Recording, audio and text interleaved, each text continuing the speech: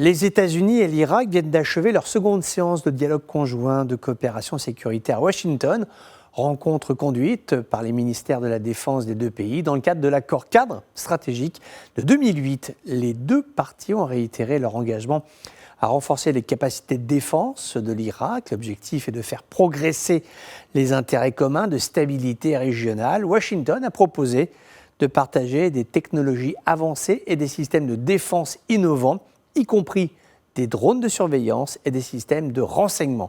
Ces technologies sont cruciales pour améliorer la capacité de l'Irak à surveiller, neutraliser les menaces potentielles, comprenez les menaces terroristes. En échange de quoi, les représentants irakiens se sont engagés à protéger le personnel, les convois, les installations diplomatiques des États-Unis et de la coalition qui sont basées en Irak. C'est un point important car Washington ne peut pas accepter d'entretenir des relations diplomatiques avec un pays si celui-ci au même moment fait preuve de laxisme et admet que des milices chiites pro-iraniennes mènent des attaques contre les derniers soldats américains qui se trouvent présents en Irak. En transparence de ce dialogue, il y a la problématique essentielle de ces milices qui, pour certaines d'entre elles, se disent prêtes à ouvrir le feu sur l'État israélien avec des missiles sol-sol. Cette menace n'est pas une posture, c'est une réalité opérationnelle. Le Premier ministre irakien Al-Soudani sait que cette question est innégociable pour les Américains.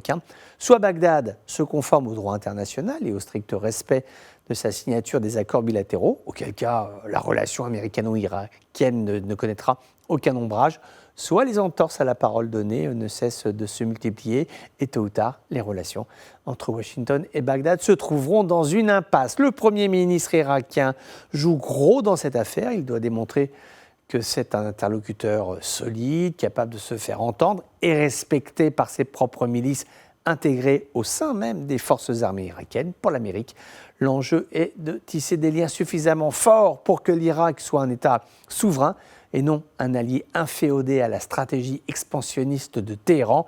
Là encore, l'espace de manœuvre diplomatique est assez ténu, mais c'est pourtant l'objectif que se sont fixés ces deux pays, l'accord, être de vrais partenaires, vivre et travailler dans le respect l'un de l'autre. En tout cas, c'est l'objectif qui a été annoncé.